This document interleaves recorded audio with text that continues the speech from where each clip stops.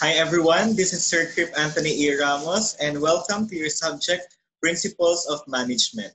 So for this session, we will be discussing about the basis of management theory and science. Okay, so as we start, we will be needing first to define what is management. So class, management is an art and science of planning, organizing, staffing, directing, and controlling work activities in order for you to attain and achieve common goals and objectives. You also take note, class, that when you are referring to management, you will deal with the efficient and effective use of the five human resources. Namely, these are the manpower, money, machines, materials, and time. So class, take note. Let me reiterate it again. So if you're dealing with management, you would want to have an efficient and effective use of the resources. Now, if you will not be able to use it effectively and efficiently, definitely you are not doing management. Okay, so say for example, if the cost is more and the time is long in doing the work activities, definitely that is mismanagement. Okay, so under the field of management or in management, there are five basic management functions, just like what has been enumerated earlier. So that is planning. So planning is deciding on what to do in the future and how will it be done. Next, organizing. Organizing happens when you already group your activities in order for you to attain the goal and the common good or the common objective for the organization. And third, staffing. Staffing is providing personnel who will carry out the task needed in order for you to achieve that goal. And fourth, directing. So when you direct, you command already the people, the subordinates, in order to carry out the task and tell them what needs to be done and how should it be done. And lastly, controlling. Controlling happens when you are already comparing the work accomplishments from the targeted plan or the plan targets. And just in case that you will have discrepancies between the two, definitely you might be needing to have corrective measures in order for you to be able to attain and correct the said measures or the said objectives so that you'll be able to achieve your goals. So those were the five basic management functions. Let's go now to the four M's of management. It has been enumerated also earlier. So that's manpower. These are the humans who are carrying out the task. Second is the money. So money would be your budget in carrying out and implementing tasks. Third would be the materials. This would be your resources. Fourth are your machines needed to carry out and make your work easier in achieving the goal. So okay, those are the four M's of management. All right. So class, in a project management, okay, there are elements of a project management cycle. So in this one, it will always start in a pre-development and screening. In this stage, you will have to brainstorm. You will conduct different feasibility studies so that you'll be able to know first if it's feasible or if you can implement it later on. Okay, and once you will be able to be done or to do brainstorming and you were able already to identify your project that you would want to pursue, definitely there would be a development of it and you will be designing your project.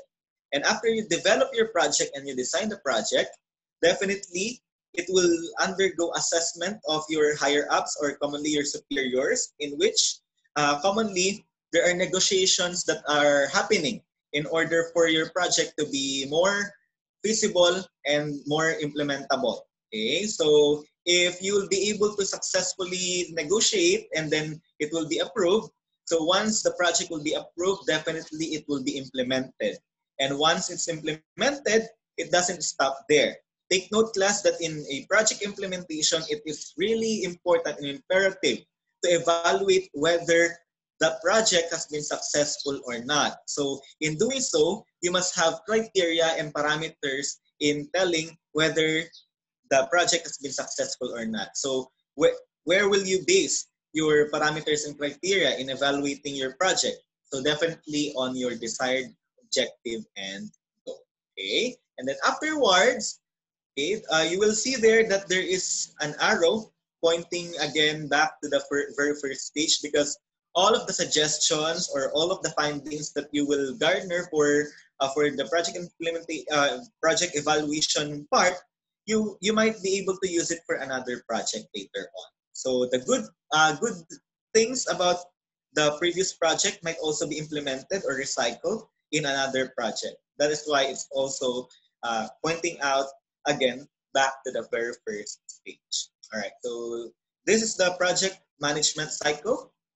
Okay, you maybe want to screenshot it, but let's go ahead and show you and get to know some personalities in management. So class, in management, we have Frederick Taylor. Frederick Taylor is the father of scientific management. Later, we'll deal with him, with his scientific management. So let's continue first. Henry Fayol. Henry Fayol would be the father of modern management. Henry Gunn. Henry Gunn emphasized the importance of time and cost in planning and monitoring work activities. And then Mary Parker Follett, she is the person who emphasized the importance and value of human relations to the basic principles of organization. Okay, these are the some of personalities in management. Let's go ahead now and take a look in the evolution of management theories. So in the management theories class, okay, we have the classical or traditional school. This is the very first. Second, we have the human relations school. Third, we have the management science or quantitative school. And lastly, we have the modern management. Okay. So let's tackle about classical or traditional school. As I have mentioned earlier, Frederick Taylor is the father of scientific management, and he introduces a lot of ideas when it comes to the classical school. So he said that as productivity rose, the salaries of both managers and employees would also arise. Okay. So also he suggested that rates cutting must be avoided, because it will create hostility among the employees and managers, which is not beneficial for the organization or for the project. So according to him, rates cutting must be avoided, and if the productivity rose, the salaries of both managers and employees should be arising as well. All right. So Taylor has four principles of scientific management. Okay. The first one is to develop a science for each element of a man's work.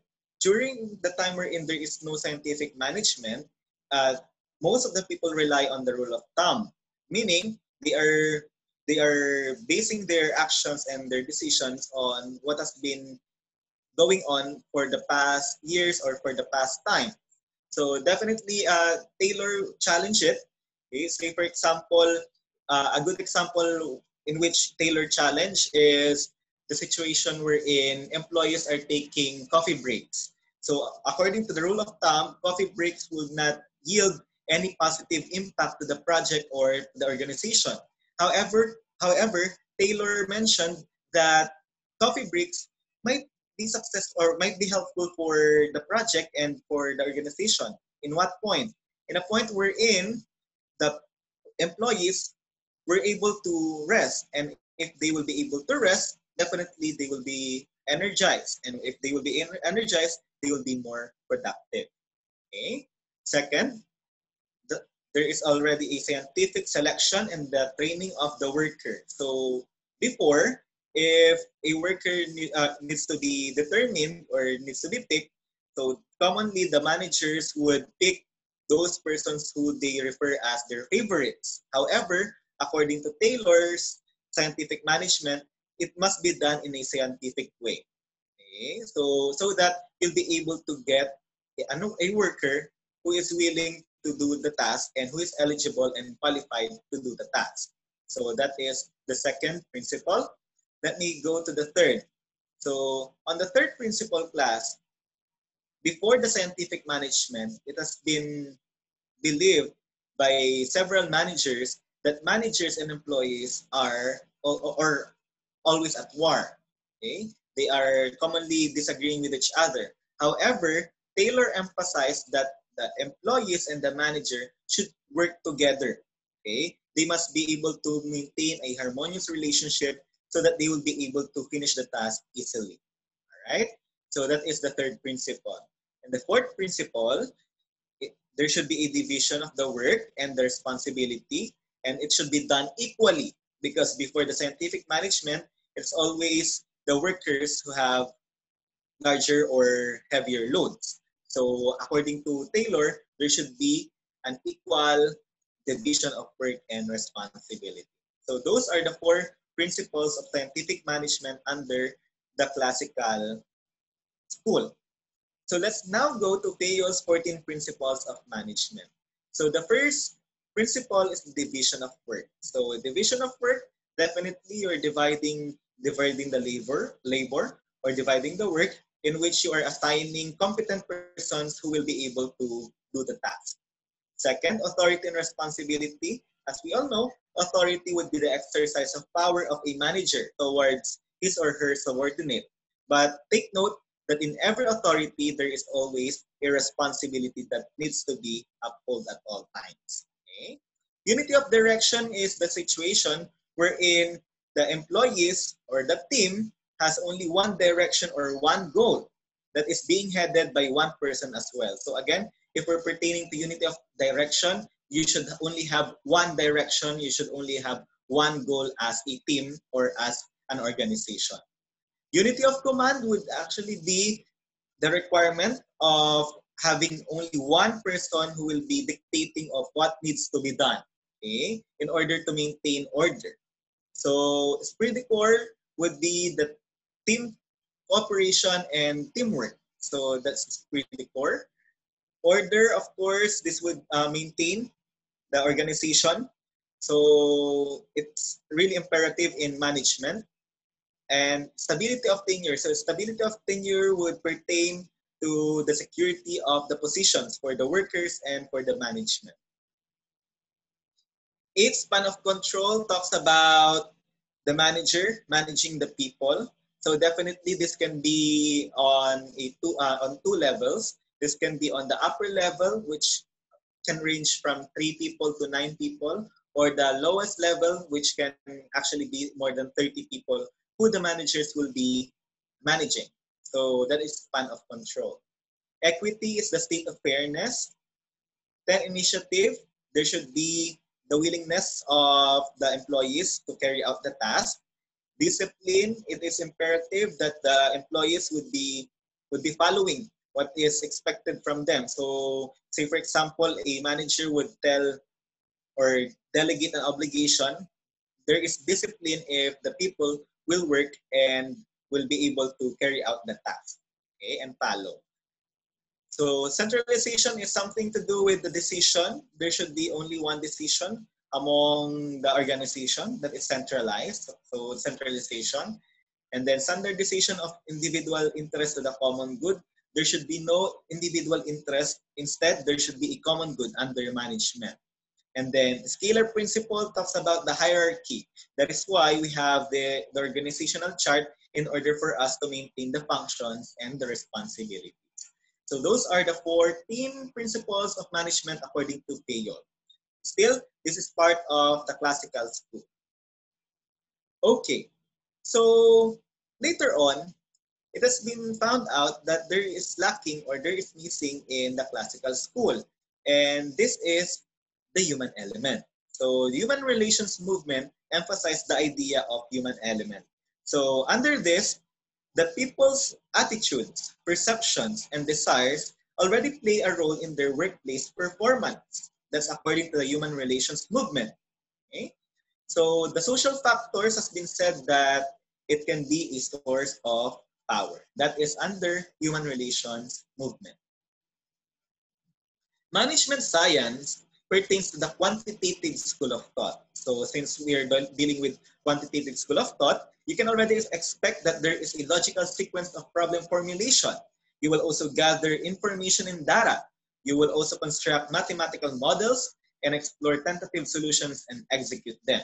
that is under management science. So since we're dealing with the quantitative school of thought, there are several quantitative tools that are being introduced in this theory, in which some of its examples are waiting in line theory or queuing, linear programming, and program evaluation review technique. Okay. So modern management. So class, to give you an insight, the modern management is still evolving as of the moment. Okay. And this can be classified in 3 levels. Namely, this is the top management, the middle management, and the supervisory management, or this can also be termed as an operational management or the first level management. Okay, let's go deeper into each level. So let me show you the obligations of the top management. So if you are a top manager, it is expected that you will be developing and reviewing long-range plans and strategies. Okay? You will also evaluate overall performance of various departments and ensures cooperation. Third, you will also be involved in the selection of key personnel, of course, because you will be their supervisor or you will be their manager. And of course, you will be needing to consult your subordinates, managers on subjects or problems of general scope because they know the specific roles and responsibilities down your authority. Okay, so again, this would be the duties and responsibilities of the top management according to the modern management. All right. So if we're talking about middle management, okay, the middle management makes plans of intermediate range and prepares long-range plans in order for the top management to be able to review. Okay. Second, they will be analyzing managerial performance to determine capability and readiness for promotion. Third, they must be able to establish departmental policies. Fourth, counsel subordinates and productions, personnel, or other problems. And lastly, they should be able to select and recruit personnel. All right, so these are the following functions and responsibilities of the middle managers. So supervisory management, okay, they would make detailed short-range operating plans. They will also review performance of some subordinates. They will be supervising day-to-day operations. They will make specific task assignments, and they will maintain close contact with operative employees. So for our discussion in this session, these are my references. You might want to check it out. And that's it for this session. And thank you so much for listening to this session. And I'm looking forward to see you and meet you all in our next synchronous session. Till then, please do keep yourself safe.